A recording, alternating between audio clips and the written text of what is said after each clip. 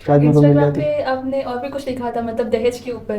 तो हाँ। उसके मतलब मुझे अच्छा लगा मुझे खुद पढ़ के वो, तो आप कुछ कहना चाहेंगे उसके ऊपर? दहेज एक ऐसी चीज है, घर तो बर्बाद होता है था, किसी की जिंदगी बर्बाद होती है। सो इंसिडेंट मैं आंखों से देखा हूँ, तो तब मैं एक शेर लिखा था कि अपनी बेटी को दहेज से ना तोला कीजिए, कानून से दरख्वास्त है कि एक नया नियम लागू कीजिए, अगर कोई मांगे तुमसे दहेज बेटी के बदले तो उससे बेटी नहीं फांसी दीजिए। दिया था, सबको पसंद भी आया था, मॉडल लिख दिया था थोड़ा सा।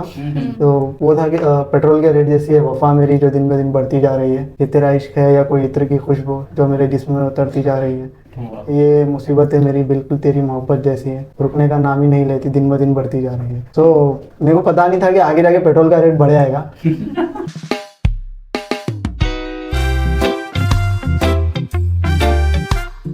Hi, hello, and welcome to the Business Fundar's Funkar Meet, episode number 9. We have with us the Azhar. He is also known as Yaba Writes on Instagram. He has written some of the good poetry which you can write, and he's also working in a chatbot process as well as Bitcoin processing, जो कि आपके लिए बहुत ही important हो सकता है। इस podcast के ज़रिए आप बहुत सारी चीज़ें जान पाएंगे for writing as well as bitcoin as well as chatbot processing. तो देखिए इस एपिसोड को पूरी तरीके से। Hello everyone, myself Sheikh Azhar and I came for a podcast with Bazme Funkar, right? And thankful to this both people, Rukhsar and Wajid bhai. तो असल मैं ये जानना चाहती हूँ आपसे कि आपने लिखना कब से स्टार्ट किया है? लिखना तो मैंने अप्रॉक्स जब मैं 8th में था, 8th और 7th से स्टार्ट किया था। बिकॉज लाइक पहले तो मैं बहुत सुनता था गाने, लाइक हनी सिंह के ही गाने ज़्यादा सुनता था। अपार्ट फ्रॉम दैट उससे हट के उसके बाद थोड़ा सूफीज़म के साइड चले गया, तो जब से लिखना शुरू किया और जब से लिख रहे हैं तो तभी अब तक भी लिख रहा हूँ। उसके बाद बहुत सारे ऑफिशियल पेजेस से भी जुड़ा हूँ, लाइक सफ़र ऑफिशियल। मैं उनके साथ बहुत इवेंट कर रहा हूँ, मेरी ज़िंदगी का पहला इवेंट भी उनके साथ ही था।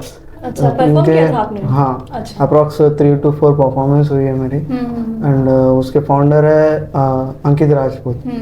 तो he is a very good guy and he also, वो हमेशा मुझे बोलते हैं कि मैं उनका छोटा भाई हूँ। बिकॉज होता है ना कि वो इवेंट हो गया, चलो बरसात अभी अपन मिलने वाले नहीं है, तो ऐसा कुछ नहीं है। ऐसा कुछ होता है तो कॉल आता है मेरे को, इवेंट में आता है कि भाई आपको आना है। उसके बाद डिसकंटिन्यू हुआ, बाहर गया था मैं, मतलब फॉरेन कंट्री, डिसकंटिन्यू 1 साल का गैप। फिर उसके बाद कोशिश कर रहा हूँ जुड़ने की, हो नहीं पा रहा है। सो कंटिन्यू तो राइटिंग तो कंटिन्यू है मेरी। अच्छा अच्छा। अच्छा, तो अजहर मतलब हाँ, आपने जब लिखना स्टार्ट किया तो आप मतलब हर किसी की एक कहानी होती है कि मुझे इस कहानी पर लिखना है, या फिर उसका एक ख्याल आता है, तो वो आपका पहला ख्याल क्या था कि भाई अब मुझे इस पे लिखना चाहिए? नहीं, मेरा पहला ख्याल तो लाइक अब हम लोग ना स्लम से, हम लोग मेरी पहली शायरी वो थी कि लाइक थोड़ा सा मॉडर्न लिख दिया था, सबको पसंद भी आया था, मॉडर्न लिख दिया था थोड़ा सा। तो वो था कि पेट्रोल के रेट जैसी है वफा मेरी जो दिन ब दिन बढ़ती जा रही है, ये तेरा इश्क है या कोई इत्र की खुशबू जो मेरे जिस्म में उतरती जा रही है, ये मुसीबतें मेरी बिल्कुल तेरी मोहब्बत जैसी है, रुकने का नाम ही नहीं लेती, दिन ब दिन बढ़ती जा रही है। सो मेरे को पता नहीं था कि आगे जाके पेट्रोल का रेट बढ़ जाएगा। आगे जाके पेट्रोल का रेट बढ़ गया, एक्चुअली 110 112 तक चला गया। तो उसके बाद जब तो उसके बाद जब मैं सफ़र से जुड़ा, लिखा तो 3 साल 4 साल पहले ही था मैं, सफ़र से जुड़ने से पहले। तो जब मैं बोल रहा था जब भी पेट्रोल का रेट बढ़ा हुआ था, तो सब लोग रिलेट कर पाए उससे कि हाँ भाई जेन्यून है। लेकिन मेरे को पता है मैं कब लिखा था। रिजेम्बलेंस सबको आ गया उस वक्त, क्योंकि एट दैट टाइम ना मेरे पास गाड़ी नहीं थी। सो डैड की गाड़ी थी। अब स्कूल में अगर है तो कभी कभी मिलना बहुत बड़ी बात होती है। तो वो टाइम पे ऐसा हो गया था कि हम गाड़ी तो ले लेते हैं, अभी डैड सो रहे हैं, उठे फजर की नमाज़ पढ़ लिए, गाड़ी तो ले लेंगे, पेट्रोल कहाँ से भरेंगे। सो वैसे ही ख्याल आया, लिख दिया था। उसके बाद से अप्रॉक्स में मेरी खुद की डायरी बनाया था, उसमें कुछ 320 या 340 कुछ शेयर्स लिखा था। 10th आया, बुक्स में बुक्स पता नहीं कहाँ चली गई, अभी तक मिल रही नहीं हो। शायद मेरे को मिल इंस्टाग्राम जाती। पे आपने और भी कुछ लिखा था मतलब दहेज के ऊपर। तो हाँ। उसके मतलब मुझे अच्छा लगा मुझे खुद पढ़ के वो, तो आप कुछ कहना चाहेंगे उसके ऊपर? क्योंकि अभी राइट नो ना, अब बिलोंगिंग टू दिस कम्युनिटी आजकल ना दहेज की वजह से बहुत कुछ हो रहा है। बिल्कुल। सो एट दैट टाइम मेरे स्कूल में एक दीदी थी, जबकि मैं 9th में था। So she got married and उसके बाद जो है उनके साथ कुछ ऐसा ही हुआ कि मेरे पड़ोस में ही थी वो। सो उसके बाद मेरे को कुछ ऐसा फील हुआ कि कुछ ना कुछ लिखना तो चाहिए इस पे। अभी हाथ में कलम में जो समझ में आया वो लिखो, ज़रूरी नहीं जो दिखता है वही लिखना, कुछ फील भी कर लोगे तो भी लिख ही जाना चाहिए, क्योंकि बात दिल तक ही पहुंचनी है या फिर दिमाग में। सो हिसाब से मैं लिखा था, क्योंकि उनके साथ वैसे ही हुआ था। लाइक फॉर 1 लाख कुछ दहेज मांगे थे दूसरे लोग, सो दे कुडंट पे, नहीं पे कर पाए। तो शादी से 1 दिन पहले वो लोग शादी तोड़ दिए।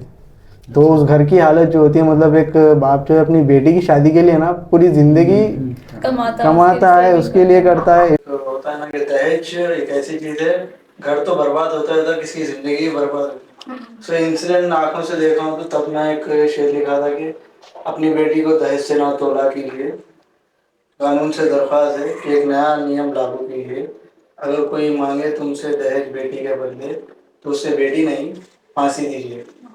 सो वो टाइम पे तभी लिखा था मैं, एंड उसको अप्रिसिएशन बहुत मिला। एंड इवन मेरे मामा जो है वो भी यही बोलते कि पहले अगर तू किसी की बहन की इज्जत करता है तो ऑब्वियसली दुनिया तेरी बहन की इज्जत करेगी, अगर तू किसी की माँ की इज्जत करता है ऑब्वियसली बोलते हैं ना कर्मा, लाइक तो बिलीव करता हूँ कर्मा पे, किसी की इज्जत करना। एंड एक शेर है कि अगर तुम किसी लड़की को शहजादी की तरह ट्रीट करते हो तो इसका मतलब ये है कि तुम्हारी परवरिश किसी मलिका ने की है।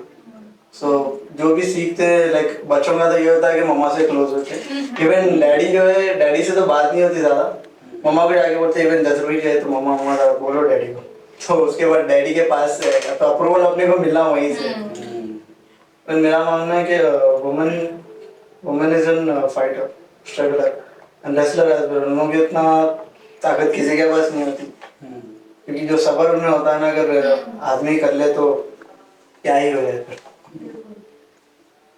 लेकिन इवन मैं देखा हूँ अपनी माँ को, मैं खुद देखा हूँ, क्योंकि हर कोई बंदा ना डायरेक्ट ऊपर नहीं आता, नीचे से ऊपर आते हैं, कोई भी हो, मैं हो आप हो कोई भी हो। अपन स्लम्स एरिया से उठ के एक पोजीशन पे आना, उसका मतलब बहुत बड़ी चीज होती हो। क्योंकि जब आते ना अपन तो अपने पीछे कोई नहीं रहता, मी एंड मी का हिसाब रहता। और इवन अगर आपके घर वाले इलिटरेट है and you want to study, इसका मतलब कि दुनिया के आगे से आ रहे हो। सही। लाइक मेरे साथ भी ऐसी हुआ था। हम लोग का जो है शॉप है, टायर्स का शॉप है, पंक्चर शॉप। सो स्कूलिंग के बाद सीधा दुकान पे, 2 भाई हैं हम लोग। So we were going to do, हम लोग बैठते थे वहाँ पे खाना करते थे। एंड जब आई बात कॉलेज की, no one is there to give us suggestion answer कि भाई मैं क्या लूँ, अभी मेरा हो गया है। तो कोई बोलने वाला नहीं था। जो मेरे दोस्त थे उनके बड़े भाई से मैं सजेशन लेता था कि भैया बता दो यार, उसको बता दो। तो उनके सजेशन पे मैं लिया था सीईसी। देन उसके बाद जो है वैसे ही बढ़ते गया, थोड़ी नॉलेज मिलते गई। देन उसके बाद आज बीकॉम मेरा भी डिग्री का रिजल्ट भी नहीं आया था। I was in Thailand because मेरा इंटर जब शुरू हुआ था, मैं जॉब कर रहा था आईडीबीआई बैंक में as a call center, in a call center. So घर से मल्लापल्ली टू गच्चीबोली, सुबह 8 बजे निकलना है घर से, 12 बजे वहाँ से निकल के 1 बजे की शिफ्ट, 1 to 9, 9 to 10 घर पे। अप्रोक्स इंटर खत्म हुई तो यही चला। उसके बाद फिर डीएलएफ में गया था मैं, इंटरनेशनल प्रोसेस में। So being in call centre अपनी कम्युनिकेशन स्किल्स अच्छी हो जाती है। तो उसके बाद डीएलएफ में गया था, वहाँ पे मैं सीनियर सुपरवाइजर था वहाँ पे। सो पैकेज ही है वहाँ का, बट उसके अलावा भी I got to learn so many things, जैसा कि अमेरिकन एक्सेंट और ब्रिटिश एक्सेंट में क्या फ़र्क है। एंड जैसे अभी अपनी इंडियन इंग्लिश हो गई तो उसमें एज एन एप्पल है, तो ए फॉर एप्पल है, वहाँ पे एज एन अल्फा है, बी एज एन ब्राउ, बी फॉर बॉल। सो ये चीज़ें बहुत सारी सीखने मिली। अगर अपन कहीं बाहर जा रहे हैं यही सीखने, तो जहाँ तक मेरे को याद है it will take 10 to 15,000 per month for getting spoken English classes. Yes, Thailand में वहाँ पे बिटकॉइन में था मैं। I was a team leader for a chat process. So हम मेरा ऐसा था कि जब मैं गया I was in a probational period for 3 months। जैसे आप जाओगे अनदर कंट्री, अगर कभी जाते हो तो कोई भी आती है आपको आसानी से एक्सेप्ट नहीं करता। इवन इंडिया में नहीं करते तो वो तो फिर दूर ही है। तो वहाँ पे एक्सेप्शन के लिए कम से कम 3 महीने, अगर आप उनको समझ में आते तो ठीक है, नहीं तो चलिए अस्सलाम वालेकुम बोले सिर्फ। क्या तो वहाँ पे गए, 3 महीने होने के बाद टीम लीडर बन गया था मैं। अच्छा। वहाँ पे वो 1 साल था, 1 ईयर। तो ये जो चैटबॉट प्रोसेस है, अगर किसी बंदे को यहाँ से हैदराबाद से जाना है तो उसको कैसे जाएगा पेमेंट सेंटर? देखिए मैं तो ना मेरे को अपॉर्चुनिटी आई थी, मेरे दोस्त का भाई था वहाँ पे। सो लाइक अभी अपन मैं जैसे कि एमएस में पढ़ा हूँ, मैं अपने आप को कभी किसी से कम नहीं समझता था कि भाई एजुकेशन अपन कहीं से भी हासिल करते, लाइक गवर्नमेंट प्राइवेट, बट मेरे को जॉब थी तो मेरे को गट्स था कि भाई कुछ भी हो मेरी फीस में बन लूंगा एंड आई विल परस्यू। तो वो हिसाब से पीएफ आता है अपने को, कोई भी ऑर्गेनाइजेशन में होगा तो पीएफ आएगा। तो एट दैट टाइम मेरी 28 या 29 कुछ पर ईयर थी मेरी ओके। फीस। सो 10,000 ऐसे से जमा करके मैं दे दिया था and every 3 months you have to pay 5 to 6,000 और 7,000। तो मेरे को हर 3 महीने में आ जाती थी 5 से 6,000 आराम से पीएफ आती थी, सैलरी में से 2-2 हज़ार उठा के रखता था। तो वैसे चलते गया, डिग्री भी वैसे ही खत्म हो गया, अनवर उलूम से किया, अच्छा। वो भी वैसे ही खत्म हुई। उसके बाद अभी अभी हूँ मैं अल्हम्दुलिल्लाह, ऐसा है कि कहीं भी जाओ ना जी सकते हैं। ऐसा नहीं है कि भाई कोई भी कंट्री भेज दो रह लूंगा, लाइक दैट। अच्छा। कि अगर आप इंग्लिश कंट्री पे हो तो you must know American accent, British accent. अगर बात करने नहीं भी आती तो समझने आनी तो जरूरी है। कि थाईलैंड में ना मोस्ट ऑफली क्या होता है, वहाँ के जो थाईलैंड सिटीजन्स है उन लोगों को इंग्लिश भी करेक्ट नहीं आती, they only know Sindhi, only Sindhi. If you are talking to them they will ask होला, like what, and after every yes हर चीज के पीछे वो लोग ला लगाते हैं, यू कामला यू गोला, लाइक दैट। तो सर पक गया था सुन के वो तो सारे सही। अभी अभी मेरे को ना निकलना इंशाल्लाह 12 to 13 तक निकल जाने वाला हूँ मैं इंडिया से फिर से। अच्छा। अगर सवाल की ये सर मतलब बिटकॉइन के बारे में तो हमारी बात हो रही है, तो बिटकॉइन जो है ई करेंसी माना जाता है, तो उसका प्रोसेस क्या है? मतलब अगर हम कैश की बात करें, अगर मैं इनको कैश दूँ तो हमारे पास जो आरबीआई वाले बोलते हैं कि हम आप इसको नकद देने की कोशिश करते हैं, तो ऐसे कुछ प्रोसेस है उसमें? नहीं, उसमें आपको प्रोसेस ये मिलेगा, अगर कोई डीलर है, लाइक बिटकॉइन का कोई डीलर है, अगर आप उससे बिटकॉइन खरीदते हो, आप ले लेते हो उससे bitcoin, he will give you bitcoin, not physically, virtually. तो जब आप लोग हैं उसकी वैल्यू होती है, उसकी वैल्यू कब बढ़ती है? 18 to 21 डेट के बीच में बढ़ती है, and at a new year time. New year के टाइम तो इतना होता है कि लोग ना 2-2 हज़ार डॉलर डालते हैं, 2-2 हज़ार 3-3 हज़ार डॉलर डालते हैं बिटकॉइन के लिए। अगर लग गया ना तो 3,000 डॉलर लग जाएंगे, मतलब अपन ट्रिलियन में चले जाएगा। अगर लग जाएगा तो कम से कम 3,000 डॉलर के 30,000 डॉलर बनेंगे आपको। अगर नहीं लगेंगे तो डूब जाएंगे, नहीं लगेंगे तो डूब जाएंगे। सो मोस्ट प्रोबेबली लोग तो हारते ही हैं, अब वो किस्मत के ऊपर है। अभी आप ले लोगे, अभी मैं ले लिया बिटकॉइन, लाइक होता है ना कि एंजाइटी होती है बंदे के अंदर। अभी मैं खरीद लिया $1 में बिटकॉइन, लेने के बाद मेरे को मालूम होगा इसकी वैल्यू $10 है, तो मेरे अंदर एक ग्रेडीनेस जागती, भाई 10 हो सकता है तो 100 भी हो सकता है।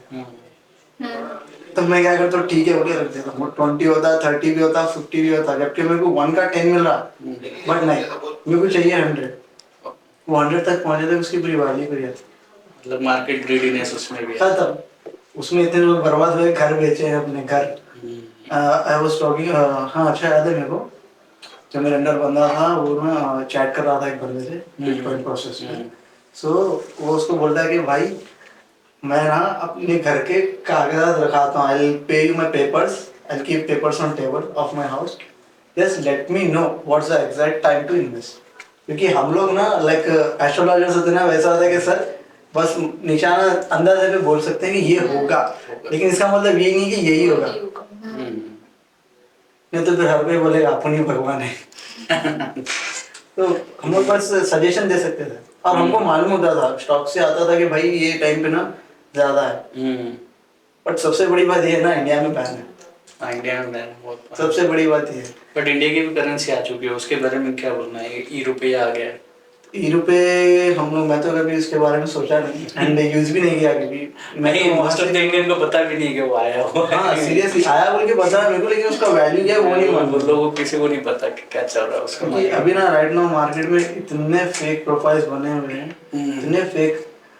हमारा ना 77 कॉइन्स खोल के था, एक ऐप था। इसमें अगर बिटकॉइंस में अगर कोई बंदा इन्वेस्ट करता है तो उसको मिनिमम 10% तो बढ़ के आएगा। You will withdraw with in days, उसको 10% विड्रॉल आएगा ही आएगा बढ़ के। तो हमारे यहाँ ऐसा था, लेकिन हमारे सेम जैसे 77 कॉइन्स और एक बना था जो कि फेक था। लाइक स्टार्टिंग अगर आप $10 इन्वेस्ट कर रहे हो तो आपको $50 दे देगा। उसके बाद जब आपसे 1000 कराएगा ना, सेम वन सब। तो अगर ऐसा कोई ऐप को जानना है कि भाई इसके अंदर फॉल्ट है, इसके अंदर मैं इन्वेस्ट नहीं करूँ, मतलब कोई भी अगर हैदराबादी जानना चाहेंगे कि भाई इसमें मुझे इन्वेस्ट नहीं करना चाहिए क्योंकि इसमें ये मतलब फॉल्ट्स कैसे पहुंचे, मतलब स्कैम को कैसे फर्स्ट ऑफ ऑल ना कभी भी कोई भी अगर आप बिटकॉइन कोई भी अगर जा रहे हो बिटकॉइन प्रोसेस के लिए, तो ही will not share you your personal things. जैसे कि मैं बोलता हूँ अगर एक रेप्यूटेड कंपनी है ना तो उसके कंपनी के बारे में बोलेगा, he will not tell you about your personal. Like अभी मैं आऊँ बस फोन कार में आपके पास आया हूँ मैं, so whatever we talk will go through only for podcast, right. मैं आपको ये नहीं पूछूंगा वालिदा की शादी हुई या नहीं पूछूंगा, राइट। यस, मैं नहीं पूछूंगा ना, आप बोलोगे मेरे को अनयूजुअली। तो वहाँ पे ऐसे होता है, अगर कोई बंदा आपको बोल रहा है कि भाई मैं यहाँ से इतने अर्न किया, ये मेरा कार है and this is my home, I earn a lot, उस पर तो बिल्कुल भी भरोसा नहीं करना। ओके, क्योंकि बहुत सारे स्कैमर्स है। अभी थाईलैंड में ना एक स्कैमिंग चल रही है। अभी मेरे को रहमान बोलना चाहिए या नहीं, which is seen from my eyes. क्या होता है ना, बंदे लोग को बोलते हैं यहाँ से कॉल सेंटर की जॉब है, वहाँ पे भेजते हैं और वहाँ पे जाने लिटरली बोल रहा हूँ आपको सिम्स मिलेंगे इन बंडल्स, इलीगल सिम इन बंडल्स बोल रहा हूँ, लाइक इतने बंडल्स मिल जाएंगे और वहाँ पे चलती है स्कैमिंग। लाइक यूएस से कनाडा क्लाइंट से स्कैमिंग करते हैं वो लोग, एक फेक ऐप बनाते हैं एंड उसके बाद कुछ मॉडल्स रखते हैं। So they will tell to them make a relation with them, even they are boys. बच्चे होते हैं, लड़के होते हैं, उनकी इंस्टाग्राम प्रोफाइल कुछ नाम से होती है, मॉडल की अच्छी फोटो लगाते हैं। देन उनका एक मेंटर होता है, उनके ऊपर एक टीम लीडर होता है जिसको टारगेट दिया जाता है कि भाई एक दिन में इतने 5 है, 5 इंफॉर्मेशन चाहिए। उनको क्या चाहिए? नाम, नंबर, एज, हाँ एज, दैट्स इट, जेंडर, बस उतना चाहिए। तो वो लोग क्या करते हैं, उसके पास उनका टारगेट होता है दिन का 5, एक बंदे को। अगर वो एक बंदा नहीं करता है, अप्रोक्स अगर वो 4 कर दिया तो उसका 2 घंटे ओवर टाइम। अगर वो 4 भी नहीं कर रहा है तो उसको 4 घंटे ओवर टाइम करना ही करना है। उसके बाद होता है उसका मेंटर। वो टीम लीडर जो है मेंटर को भेजेगा। सो मेंटर को जो है, जो आपको मॉडल दिया, लाइक जेनिफर अगर आपको मैं मॉडल दे रहा हूँ, पूरे 5 के पास वही होगा, आपके मेंटर के पास भी कुछ होगा। He will take over from there. तो उसके बाद उसको स्कैन करेंगे एंड उसको इन्वेस्ट करने है। $10 डाल दिया तो $50 डालेगा तो 100, जब तक एक पीक्स ऑफ लेवल पे नहीं गया। He will get relation with him, even a boy, he will make him relation. Like ऐसा हो जाएगा कि फोन पे फोन पागल हो जाएगा उसका। he will give a call, if he will give a video call, they have that models as well. They will only take for 10 seconds, not more than 10 seconds, like similar होंगे, लेकिन video call में वो पहचान नहीं पाएगा। 10 seconds में क्या ही पहचानेगा वो। उसके बाद जो होगा, एक 10,000 मिनिमम, एक $5,000 इन्वेस्ट जब वो करेगा, उसके बाद सब बंद। बहुत लोग सुसाइड भी कर लिए इसी। जो नेटफ्लिक्स पे सीरीज आई थी, कौन सी, वो बिहार वाली सीरीज आई थी, और अभी एक बी कीपर बल्कि लैंडस्केप, जमतारा बोल रहे हो? हाँ जमतारा। वैसे ही मतलब के, हाँ वो तो अभी कम है, उसका बहुत लेवल है। इवन करोड़ अरब में जो है वो लोग का इन्वेस्टमेंट होता है। No one can beat them, कोई भी नहीं। और ये कहाँ होता है? थाईलैंड से आगे बॉर्डर है, वहाँ पे होता है।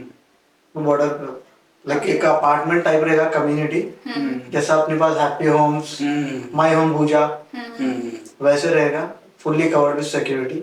आप विदाउट इंटीमेशन अंदर तो छोड़ो, अगर आप अंदर घुस भी गए तो शूट कर देंगे वहीं।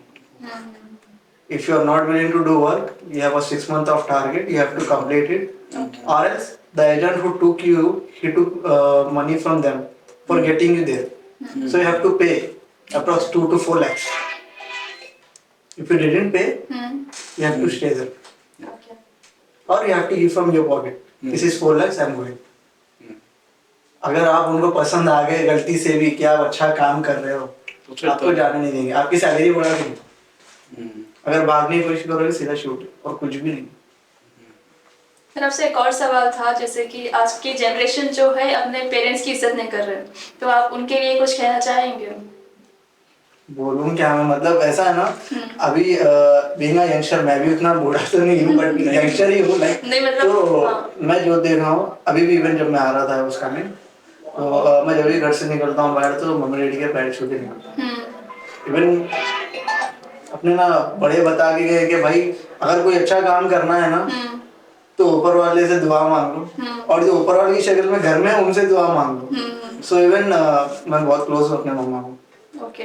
लाइक मेरे बेस्ट फ्रेंड को जितना मानूं उनको इतना मानूं। जो है स्ट्रेट फॉरवर्ड, मम्मा ये है, इसका तीसरा दूसरा सवाल नहीं होता। एंड अबाउट मदर फादर, मैं तो इतना ही बोलूँगा कि माँ के कदमों के नीचे जन्नत है। तो फिर छोटी सी बात है, बीइंग अ मुस्लिम अपनी को जो अपने स्कॉलर्स बताते हैं, नबी, हम अपने नबी सल्लल्लाहु अलैहि वसल्लम जो थे, तो उन्होंने एक बार इरशाद फरमाया कि किसी ने सहाबी ने पूछ लिया कि मर्तबा क्या है माँ का। सो वो बोले कि अगर मैं ईशा की नमाज पढ़ाता और अगर मेरी माँ होती, अगर वो आवाज़ देती है मोहम्मद सल्लल्लाहु अलैहि वसल्लम, अगर आवाज़ दे देती तो मैं नमाज छोड़ के माँ के पास चले आता। तो ये मकाम है। लेकिन अभी ना ऐसा चल रहा कि लाइक फ़ोन, दोस्त, गर्लफ्रेंड, ये 3 चीज़ें आदमी को कहीं भी लेके जा सकती, कुछ भी करवा सकती। तुम बाहर वाले के हाथ से मरने तैयार है, लेकिन तुम उसके हाथ से नहीं सोच रहे हो तुम्हारी जो जिंदगी थी।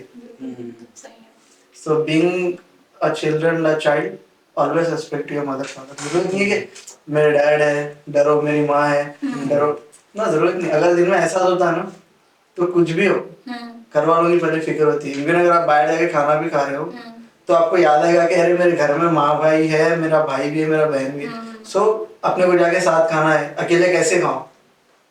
हम 2 भाई है, मेरे से छोटा वाला और है।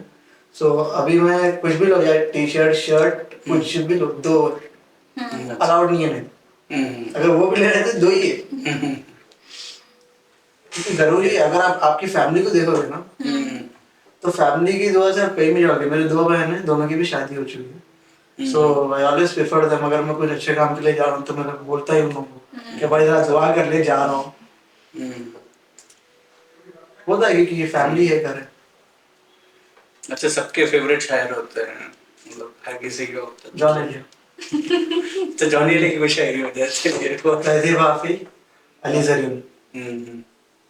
ये तो मतलब मॉडर्न शायर है ये दोनों। नहीं, मैं तो असल ना, मेरे को अच्छा याद है, मैं एक शायरी सुना था जॉन एलियट साहब की तकरीबन जब मैं स्टार्ट करा था उसके 1 साल पहले। तो उसमें वो था कि मुझे इंतजार उनका है जो नहीं आने वाले हैं, आने वालों से क्या मतलब, आने वाले हैं, आ रहे होंगे, आते होंगे। हाँ, मुझे बड़ी पसंद आई थी वो शायरी उसके। डोरेगन की वो उनका एक मैंने एक वीडियो देखा, वो सामने वाले से कह रहे आके मेरा माथा चूम। माता चुप। हाँ, मुझे बहुत ही पसंद आया था। नहीं वो जो है ना, मतलब एक अलग ही लेवल है उनका, उनके लेवल के कोई है नहीं। नहीं बिल्कुल। अपार्ट फ्रॉम दैट, उनसे पहले ना मैं नुसरत साहब को सुनता था। लाइक सूफीज़्म में थोड़ा सा चले गया था ना तो उनको सुनता था। फिर उसके बाद मैं समझता था यही है, जो भी है यही है। इनके बाद जब उनको सुना ना, उनके बाद कोई नहीं है।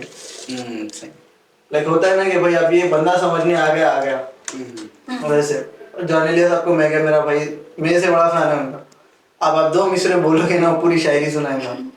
बहुत डीप है वो, बहुत मतलब ऐसा लगता है इंसान को कि भाई ये जिंदगी मैं जी रहा हूँ। ना जब तुम आओगी तो तन्हा पाओगी मुझे, मेरे घर में तन्हाई के अलावा कुछ भी नहीं। क्या कहा, मेरा कमरा सजाने की तमन्ना रखते हो, मेरे कमरे में किताबों के अलावा कुछ भी नहीं। बहुत डीप होते होंगे तो बहुत सारे प्रेफरेंस मिलते भी है। फिर अगर फील करते हो तो मिलते हैं, अगर सुनना है तो गाने भी सुन ले सकते हो। तो मैं तो यही सोचता हूँ कि जॉन एलियट से बढ़ के शायद कोई है नहीं ना आ सकता। और उसके बाद तहज़ीब हाफिज़, अली ज़रीन साहब है। तो मैं तहज़ीब हाफिज़ आपको याद है मेरे को, मैं जब ऐसी हंसी मजाक में सुना, लेकिन उसके बाद मानो कि कितनी डीप है। वो एक है उनका कि तुम्हें हुस्न पे दस्तरस है, मोहब्बत बड़ा क्या जानते हो, तो ये बताओ तुम उसके आंखों के बारे में क्या जानते हो। ये जोग्राफिया, फलसफा, रियाजी वगैरह तो ठीक है, लेकिन क्या तुम उसकी आंखों के बारे में जानते हो। मतलब वो रोज सुबह में लाइव आते हैं और उसमें भी वो अपनी शायरी बताई जाते हैं। नहीं तो एक शायर को ना, मतलब अगर बैठ जाओ ना, बस वाह दाद का भी, बस उसको वैसे कोई चीज का नहीं है, बस उसको चाहिए कि भाई इज्जत चाहिए। इज्जत चाहिए। शायर के लिए पैसे जरूरत नहीं होती, उसको तालियों की जरूरत है। तो आई होप कि आप सबको हमारा पॉडकास्ट पसंद आया होगा, और इसी के साथ आप हमारे चैनल को सब्सक्राइब करिए, लाइक करिए और अपने फ्रेंड्स के साथ में शेयर भी करिए। इसी के साथ साथ मैं आप सबसे एक रिक्वेस्ट भी करना चाहती हूँ, जैसे अजहर ने बताया था कि दहेज के ऊपर, तो मेरी आप सबसे रिक्वेस्ट है कि माँ बाप से जो अपनी बेटी दे रहे हैं उनसे दहेज ना ले, क्योंकि वो ऑलरेडी अपनी मतलब बेटी दे रहे हैं आपको, तो उसके अलावा और भी क्या दे सकते हैं आपको। ऐसे शादी के वक्त डिमांड्स ना करें, ताकि पेरेंट्स के लिए भी मुश्किल ना हो अपनी बेटी को आपसे मतलब शादी करने के लिए। बस यही कहना था। इसी के लिए मैं आपसे अलविदा लूँगी, फिर मिलते हैं नेक्स्ट एपिसोड में। Thank you.